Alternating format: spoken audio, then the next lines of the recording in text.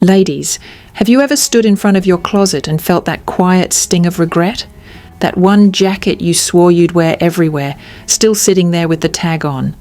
Trust me, I've been there more times than I'd like to admit. After 50, I've bought enough clothes to fill a small boutique, and I've learned exactly which ones never make it into real life. Today, I'm sharing the 10 pieces you'll always regret buying after 50, and more importantly, what to wear instead. These aren't just fashion slip-ups, they're the little choices that weigh down your mornings, clutter your closet, and quietly steal your confidence. So let's start fresh. 10 regrets, 10 better choices, and by the end, you'll know exactly what deserves space in your wardrobe and what doesn't. 1. The Boxy cardigan. For years, I thought Boxy cardigans were the ultimate comfort piece. Cozy, forgiving, the kind of thing you could throw on and instantly look effortlessly put together. But every time I caught a reflection of myself wearing one, I looked heavier, not older, just hidden under too much fabric. The truth is, most boxy knits don't flatter anyone. They fall straight from the shoulder with no definition, erasing shape and balance. Instead of softening, they widen. And after 50, we don't need more volume. We need intention. A cardigan shouldn't swallow you, it should frame you. The first time I tried one with real structure, a long line merino knit that skimmed my waist instead of hanging like a rectangle, it changed everything. Suddenly I had a silhouette again. The outfit felt polished, but still relaxed, like it understood my body instead of fighting it. Now I stick to pieces with shape, ribbed panels that define the waist, open front styles that elongate the line of the body, and slightly heavier knits that drape rather than cling. My two go-tos are a long merino cardigan from Eileen Fisher and the Merit jardigan. Both feel like comfort, but look like confidence. If you want something that lasts beyond one season, I've linked these in the description below. Once you see what the right cut can do, the old boxy versions will start to feel less like clothing and more like what they really are, blankets pretending to be style.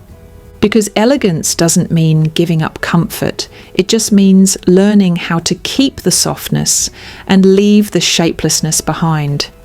And that's how you start to look effortlessly refined, even when you really did just throw it on. 2. The stilettos you thought you'd wear again. Every woman I know has that one pair of shoes, the heartbreakers. They're elegant, slender, and usually tucked at the back of the closet like a tiny sculpture of who we used to be. Mine were blush pink stilettos, 4 inches tall and absolutely stunning. I wore them once to a wedding and spent most of the evening pretending I wasn't in pain while mentally planning when I could sit down next. That's when I realized something that felt both obvious and freeing. Grace doesn't require suffering. It never has. We've simply been conditioned to believe that elegance should come at the expense of ease. That style has to hurt a little to count. But the truth is, real elegance is comfort disguised as confidence. It's walking through the entire day without wincing, gliding instead of tiptoeing. Now, I reach for shoes that honour both form and function, a low block heel, a sculpted kitten heel, or even a beautifully made flat that still lengthens the leg.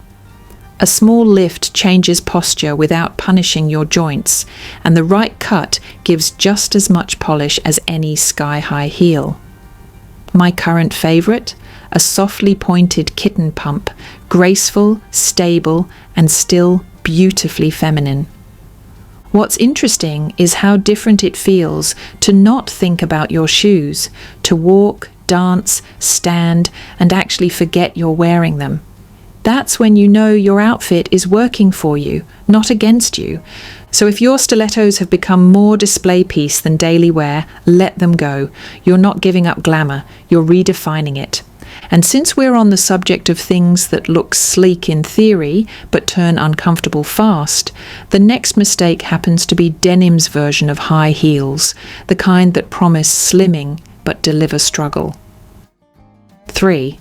the slimming, jeans that squeeze instead of shape.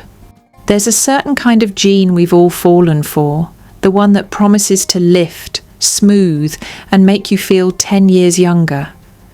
But the first time you sit down, it reminds you that compression isn't the same thing as confidence. Those ultra-tight miracle jeans are sold as sculpting magic. In reality, they do the opposite. They cut into the waist, flatten what doesn't need flattening, and somehow create new lines we never had before.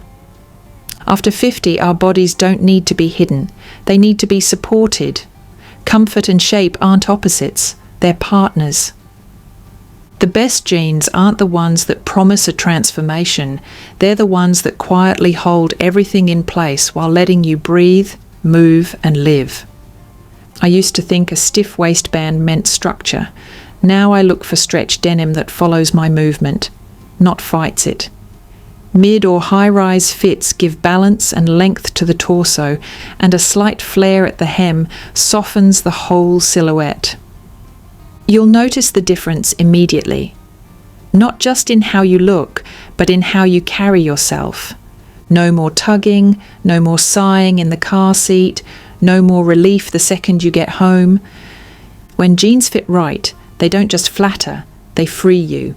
And in the next part, we're moving from denim mistakes to a print that sneaks its way into almost every closet, and almost always overstays its welcome. 4. The busy floral prints that wear you instead of you wearing them. Let's talk about prints. Specifically, the floral ones that look cheerful in the store but chaotic in real life. We all have one. Maybe it was a bright dress for a garden party or a blouse that seemed fun when you bought it. But the first time you put it on, something felt off. The pattern shouted louder than you did. It's not that florals are wrong, they're timeless in the right form. The problem is balance. After 50, we have softer contrast in our skin and hair, which means loud patterns can overpower instead of flatter. Small, scattered blooms can make an outfit look fussy, while busy multicolour prints can fight with your natural tones. When you wear them, notice how your eye moves. If you see the print before you see you, it's too much. That's my quiet test every time. The solution is beautifully simple: scale and space. Larger florals with breathing room feel sophisticated, not overwhelming. Tonal patterns, like cream on beige or navy on navy, look elegant and grown up. Even a single colour floral on a flowing fabric gives movement without noise. I once had a dress that I loved for its shape, but hated for its print. Instead of tossing it, I learned to layer. A soft cardigan or neutral blazer calms a print instantly, turning too much into just enough. When prints stop fighting you, your face, your jewellery, even your walk start to take centre stage again. That's what clothes should do: frame you, not replace you. And since we're already talking about fabrics that behave badly, let's move to the next mistake. The kind that looks amazing on a hanger but betrays you the second you step outside. 5. The miracle fabric dress that promised everything. Every few seasons, fashion brings back the so-called miracle fabric. It stretches, resists wrinkles, claims to make you look slimmer, and somehow never needs ironing. I've bought them all, and every time I learn the same lesson. What feels like magic in the dressing room feels like regret in daylight. These synthetic blends might drape well on the hanger, but once you wear them, they cling in places that don't need attention and flatten the natural softness that makes us look alive. They trap heat, shine under bright light, and worst of all, age faster than we do.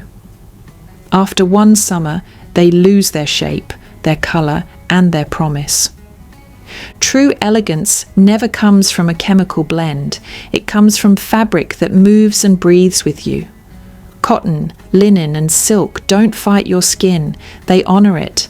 They flow when you walk, soften with time and age gracefully, just like we should.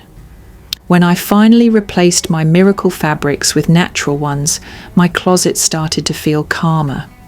A simple linen dress, even slightly wrinkled, looks more refined than any synthetic solution. One of my favourites is a lightweight European linen midi from Quince, comfortable, structured, and somehow cool even on the hottest day. I've linked it in the description below, along with other breathable options worth keeping for years.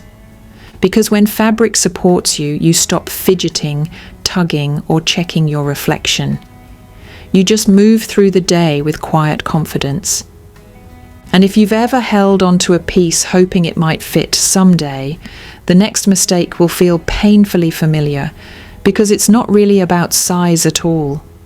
It's about guilt and how easily it hides behind hangers. 6. The too small someday clothes.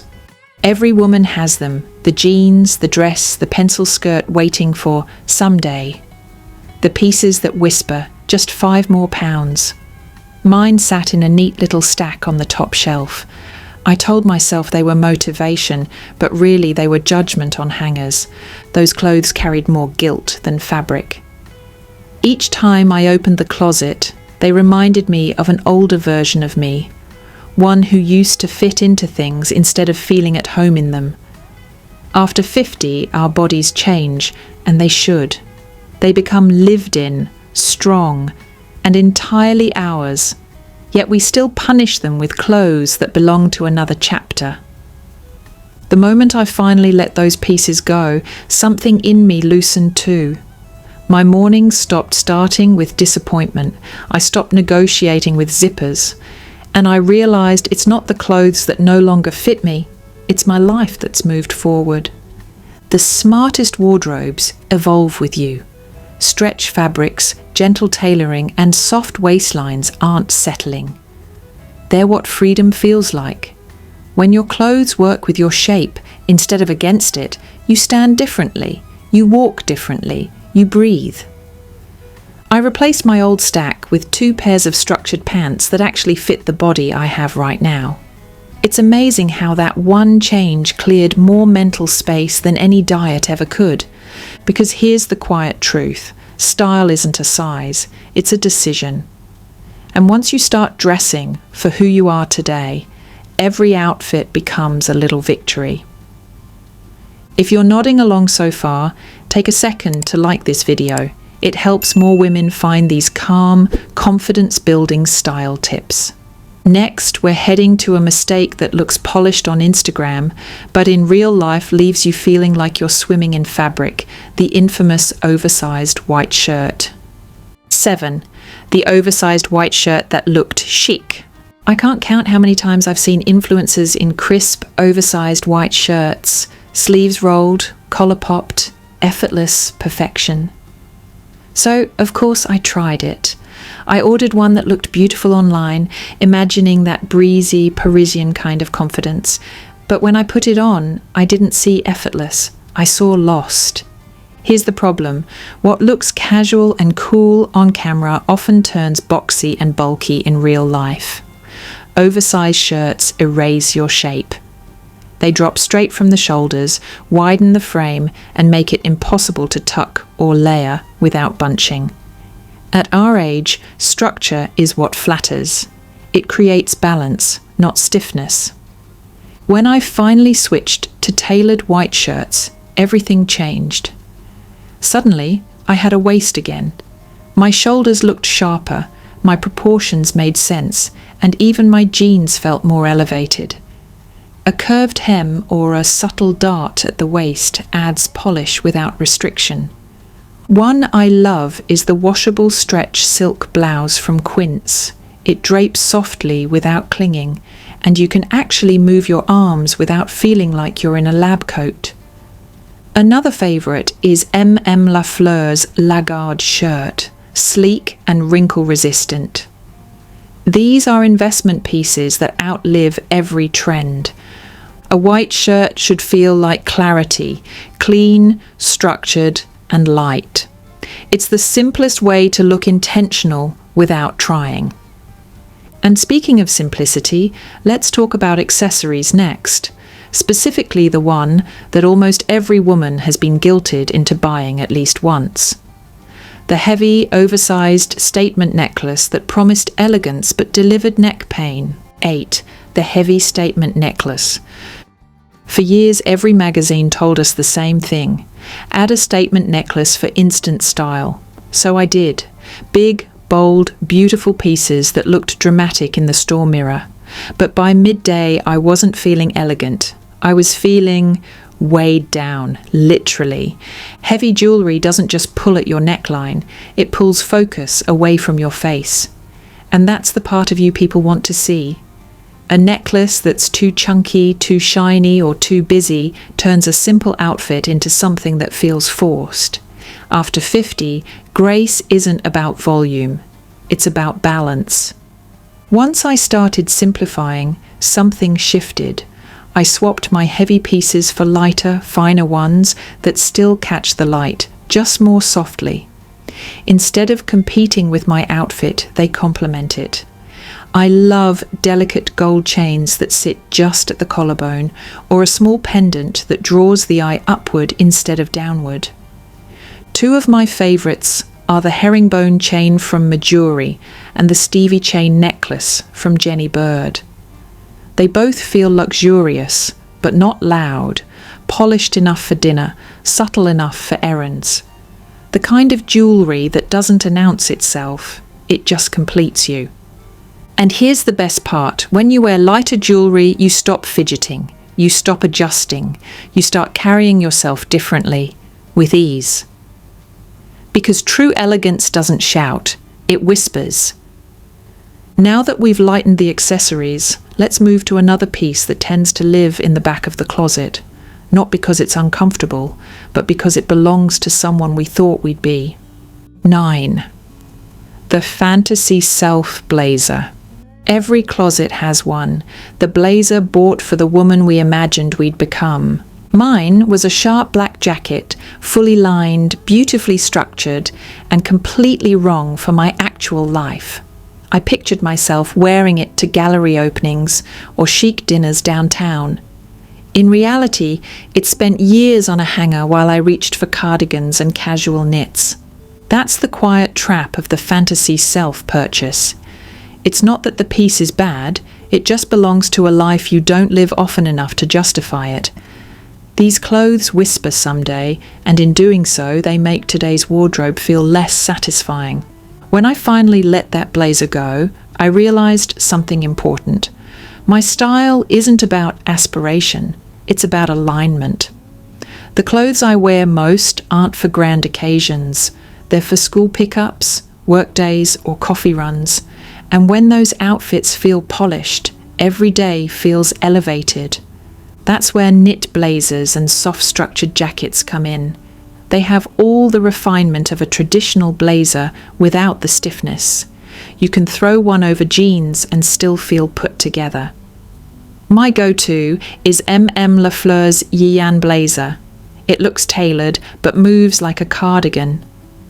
It's one of those rare pieces that feels as good at home as it does out. I'll link it in the description below with a few timeless alternatives if you're ready to stop dressing for maybe someday and start dressing for your real life. And that brings us to the final regret. A piece that looks exciting, fresh, even a little daring at first glance, but ends up feeling more like a costume than a keeper. 10. The trendy statement jacket. You know that one jacket that looked incredible under store lighting, the metallic bomber, the sequined cropped blazer, or the bright faux leather number that made you feel bold for 5 minutes. I've owned them all. Each one felt like a fashion victory in the moment, and a styling nightmare afterward. Here's the truth. Statement jackets rarely make statements you actually want to repeat. They clash with half your wardrobe, date quickly, and end up sitting in your closet like ex-party guests who don't know when to leave. What you really need is outerwear that blends in quietly. Because the best pieces don't scream for attention, they hold everything together. The smartest upgrade I ever made was swapping those flashy jackets for soft, neutral layers that work with everything I own. A lightweight utility jacket, a draped trench, or a structured cotton overshirt instantly calms an outfit down while keeping it current. One of my favourites is the Eileen Fisher garment-dyed utility shirt. Soft, breathable, and polished enough to go from errands to dinner. It's the kind of piece you'll wear weekly, not once. And speaking of fewer things that do more, our final chapter brings it all full circle. It's not about a specific item at all, but about how you decide what deserves to stay, and what you can finally let go of without looking back. These are the pieces I finally decluttered, and I don't miss a single one.